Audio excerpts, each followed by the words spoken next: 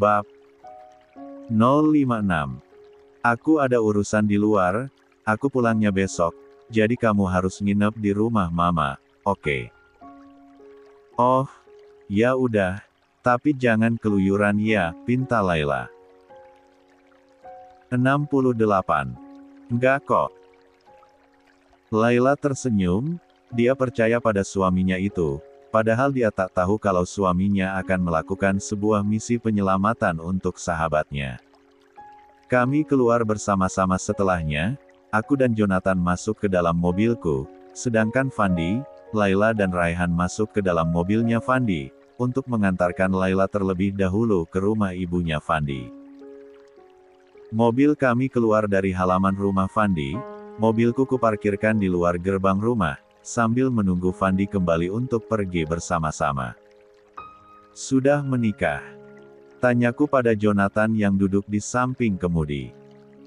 Belum, baru tunangan, jawabnya. Oh, saya kira sudah menikah juga. Belum, rencananya kami akan menikah 2 bulan lagi, karena calon istri saya belum lulus kuliah, orang tuanya mau kami menikah setelah dia lulus, cerita Jonathan. Semoga lancar. Terima kasih. Aku dan dia tak berbicara lagi, sibuk dengan pikiran masing-masing. Ponselku berdering lagi, kali ini Bandi yang menghubungiku, aku lekas menerimanya, mungkin saja dia sudah menemukan Natashaku. Halo Ban, gimana? Lu udah temuin Natasha belum? Langsung saja aku bertanya tentang Natasha padanya. Sorry bos, saya gak temui apa-apa meskipun udah coba cari ke semua tempat, jawabnya terdengar putus. Asa. Masa sih? Coba deh lu cari lagi, gue gak mau tahu lu harus cari terus. Aku kesal mendengar jawabannya. Dia tak berguna sama sekali, Natasha telah menjadi tanggung jawabnya, tapi dia seolah tak menunaikan kewajibannya itu. Padahal aku membayarnya mahal untuk pekerjaan yang kuberikan. Baik bos, saya akan cari lagi, jawabnya. Tanpa mau bicara lagi, aku mematikan sambungan teleponnya, malas sekali harus marah-marah terus padanya, malah membuat aku semakin tak tenang. Pikiranku malah semakin kacau setelah mendapatkan telepon dari Bandi, aku jadi sangat berkecil hati. Aku ingin menangis kencang dan berteriak meminta pada Tuhan untuk mengembalikan Natasha padaku dalam keadaan semula. Tapi aku terlalu malu pada Jonathan yang duduk di sampingku. Itu tadi siapa? Tanya Jonathan. Bandi, dia orang yang saya percaya untuk menjaga istri saya, tapi dia bilang dia sedang di rumah saat istri saya diculik, jelasku. Bagaimana bisa? Tanyanya. Apanya? Dia yang Anda berikan kepercayaan sebagai penjaga istri Anda, tapi dia gak tahu saat majikannya diculik. 69. Bukankah itu aneh? Setiap bodyguard memiliki kewajiban untuk menjaga majikan mereka kapanpun dan dimanapun, meski itu dari jarak jauh agar tak membuat orang lain curiga. Tapi dia bilang dia ada di rumah saat istri Anda diculik. Itu sangat aneh menurut saya, tutur Jonathan, bibirnya mengulas senyum miring. Jangan terlalu percaya pada orang kepercayaan Anda itu, karena biasanya musuh ada di depan mata, tapi kita tak menyadarinya, tambah Jonathan, sikapnya sangat tenang saat mengucapkan itu. Aku tak mengerti maksud perkataan Jonathan itu apa, tapi dia sepertinya menyadari sesuatu. Tak lama kemudian, mobil Fandi datang, kami pun pergi bersama negan mobil yang beriringan. Tujuan awal kami adalah perpustakaan kota, tempat di mana terkahir Natasha berada. Kami akan melakukan penyisiran di sana dan mengecek CCTV untuk mencari petunjuk. Kata-kata Jonathan tadi masih terngiang di telingaku, entah apa maksudnya, tapi itu membuatku penasaran dengan apa artinya. Apakah yang dimaksud Jonathan adalah 70. POV Natasha. Malam sepertinya sudah sangat larut, aku kedinginan, tak ada selimut atau kasur yang empuk, tangan dan kakiku juga diikat. Aku tak bisa berbuat apapun selain menangis dan memohon pada Tuhan agar aku dilindungi. Saat ini, aku tak tahu aku di mana, tapi tempat ini sangat sepi, seperti sebuah gudang atau pondok yang terletak di dalam hutan atau tempat yang jauh dari pemukiman warga, karena sejak aku di sini, aku tak mendengar keramaian, seperti tak ada orang selain para manusia jahat ini. Ya, aku saat ini sedang berada di tangan 5 orang penjahat. Mereka membawaku ke tempat ini tepatnya tadi siang, saat aku akan pergi ke perpustakaan. Aku tak tahu bagaimana awalnya, tapi aku tiba-tiba ada di sini saat sadar. Kelima orang itu menjagaku seharian di sini. Mereka tak beranjak, seolah takut kalau aku akan melarikan diri. Tatapan mereka liar padaku, apalagi saat mereka menelusuri lekuk tubuhku dengan tatapannya itu, sangat membuatku tak nyaman. Aku tak suka ditatap liar selain oleh suamiku. Aku tak menyangka kalau aku akan menjadi korban penculikan, tak pernah sekalipun terbayang dalam benakku seumur hidup, tapi sekarang aku malah menjadi korban penculikan dan jadi alat pertukaran dengan uang. Kau tahu, mereka memeras suamiku. Mereka meminta uang yang jumlahnya sangat besar pada suamiku, dengan janji akan membebaskan aku. Aku sempat diminta berbicara dengan suamiku sebagai tanda kalau aku memang diculik dan suamiku yakin untuk memberikan mereka uang, tapi aku melarang suamiku untuk memberikan mereka uang itu. Bukan karena suamiku takkan mampu, tapi aku hanya tak mau dia mengeluarkan uang sebanyak itu hanya untuk para penipu ini. Uang sebanyak itu sangat cukup untuk masa depan calon anak kami, sayang jika harus diberikan pada orang-orang yang ingin uang tanpa mau bekerja. Mereka sangat menyeramkan di mataku, tubuh mereka besar dan tato menghiasi tangan mereka, sebagian ada yang tak bertato, tapi wajah mereka seram bagiku. Hanya seorang pria yang penampilannya rapi, tubuhnya juga standar tubuh orang Indonesia pada umumnya, tidak terlalu besar dan tak terlalu kecil, dia standar. Dia memakai kemeja dan setelah kantoran, dia sudah berumur, tapi masih segar bugar, dia adalah ketua dari para berandal ini, dia juga yang menamparku tadi. Pria berpakaian rapi itu duduk di atas kursi kayu, bertumpang kaki dan menghisap rokok dengan santainya, asap rokok mengepul keluar dari mulutnya. Sementara anak buahnya berdiri di setiap sisi sambil menatapku, aku yang berada di tengah-tengah mereka tak bisa berbuat apa-apa, hanya menundukkan kepala karena takut. Pria berpakaian rapi itu mendekat padaku, aku agak mundur, aku takut dia menamparku lagi.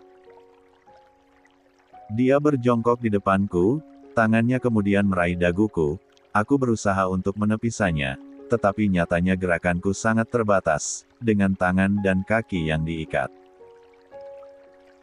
71. Dia mendongakkan kepalaku, hingga wajah kami berhadapan dan aku dapat melihat matanya. Suami kamu sepertinya sangat pelit, hingga gak mau mengeluarkan uang sekecil itu untuk menyelamatkan wanita secantik kamu, ucapnya dengan menyunggingkan senyum miring. Kecil. Uang 200 juta kecil. Brengsek.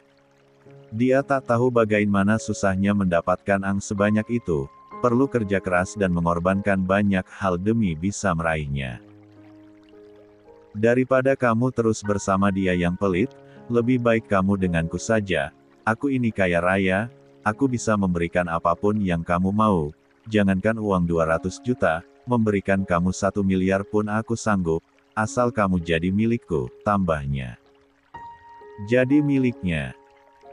Cih, aku tak sudi, berapapun uang yang bisa dia berikan padaku, aku takkan mau, walau seisi dunia pun dia berikan, aku takkan pernah mau pada pria tua yang sudah hampir mati sepertinya. Aku menatap tajam padanya, aku sangat benci pada orang ini, tapi dia tersenyum miring padaku. Aku ingin sekali meludahi wajahnya yang menyebalkan itu, tapi aku tak bisa, karena mulutku ditutupi lakban, aku hanya bisa menunjukkan kebencianku dengan tatapan mata. Kenapa kau tak cepat mati saja, Pak Tua? Kau sudah bau tanah, tapi masih melakukan kejahatan. Kau harusnya lebih banyak ingat Tuhan dan bertaubat, bukannya berbuat jahat. Sebenarnya, apa yang dia inginkan? Kalau dia memang kaya raya, mengapa dia meminta uang sebanyak itu pada suamiku? Tok tok tok, pintu ruangan itu diketuk dari luar. Pria berpakaian rapi menoleh pada anak buahnya, memerintah dengan isyarat. Anak buahnya yang bertubuh besar itu membuka pintu untuk memeriksa. Aku tak dapat melihat siapa yang datang, tapi sepertinya dia adalah komplotan mereka juga. Anak buahnya memberitahu pria berpakaian rapi yang dipanggil bos dengan membisikkan sesuatu di telinganya. Si bos menganggukkan kepala. Si bos dan anak buahnya itu keluar menemui orang yang baru datang tadi, sementara 3 anak buahnya masih menjagaku. Aku berusaha mempertajam pendengaranku, untuk bisa menguping pembicaraan mereka di luar.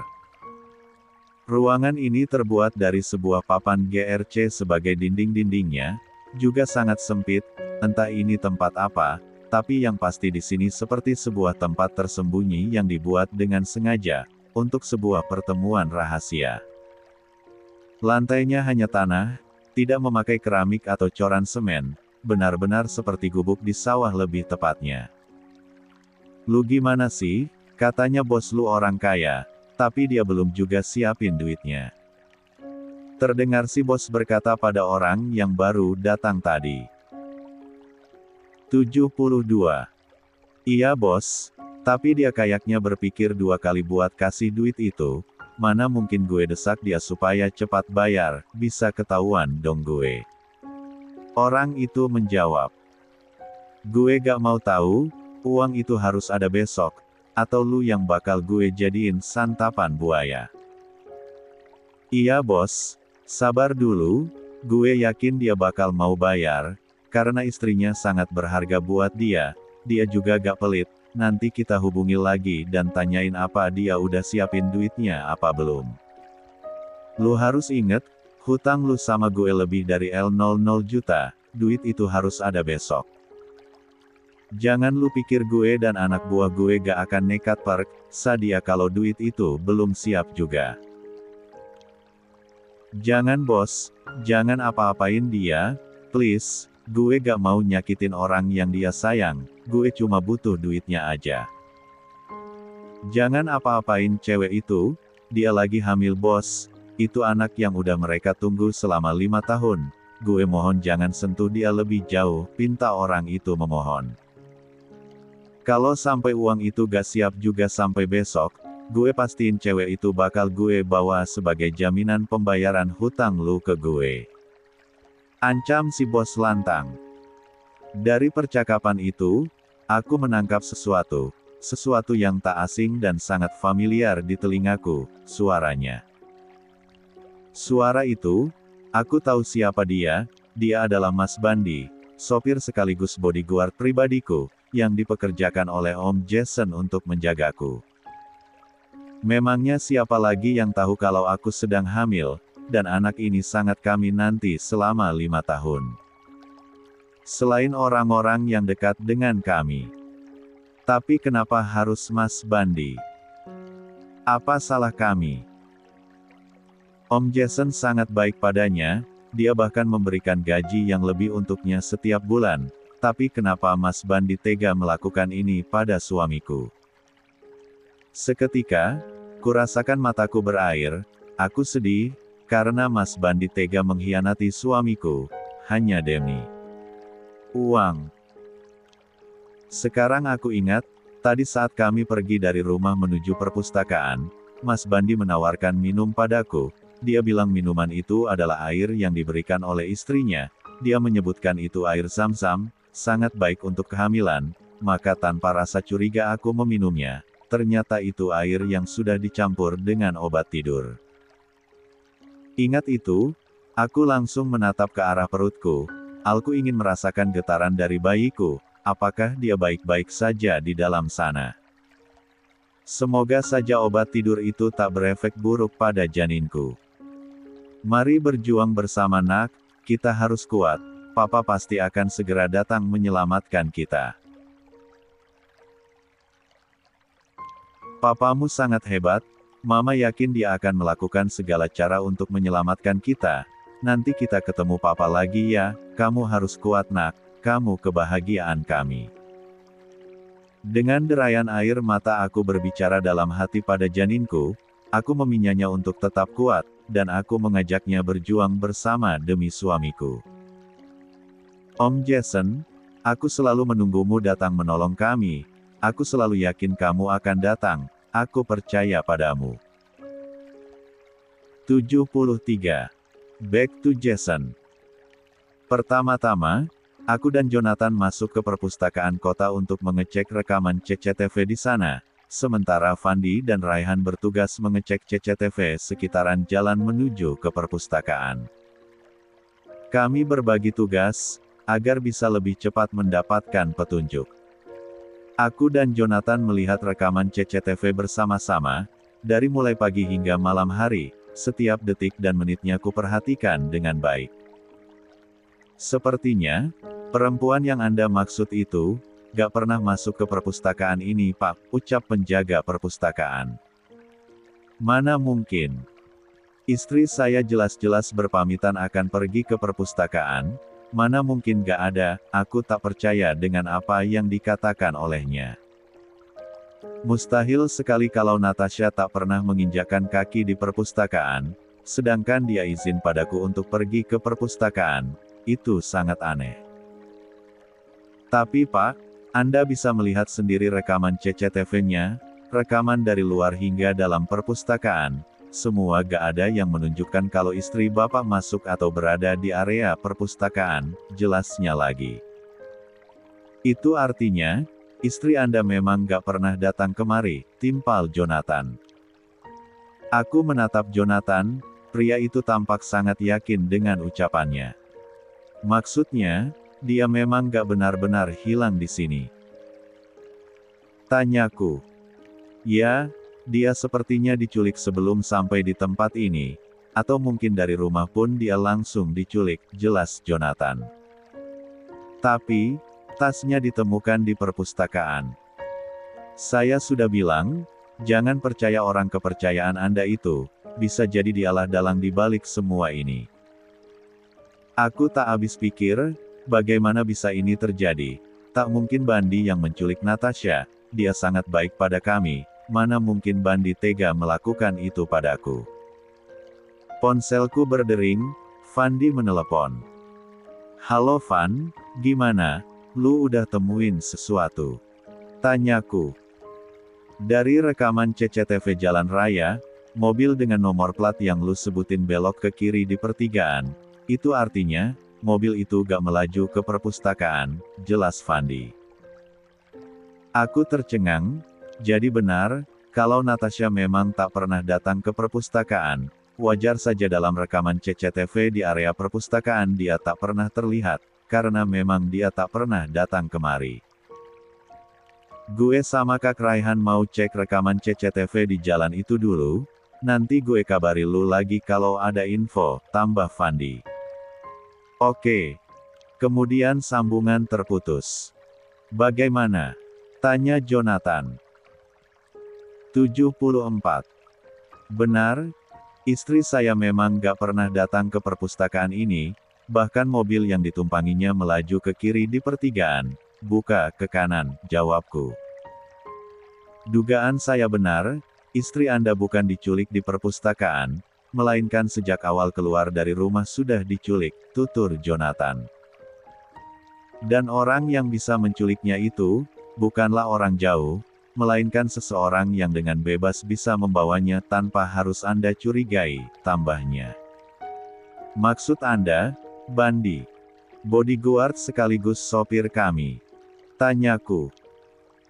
Jangan tanya saya tentang itu, saya juga gak mau asal menuduh, tapi kuat dugaan memang dia orangnya, hanya saja dia gak bekerja sendirian, ada backing di balik dia, entah itu siapa, tapi yang pasti mereka sekongkol, jelas Jonathan yakin.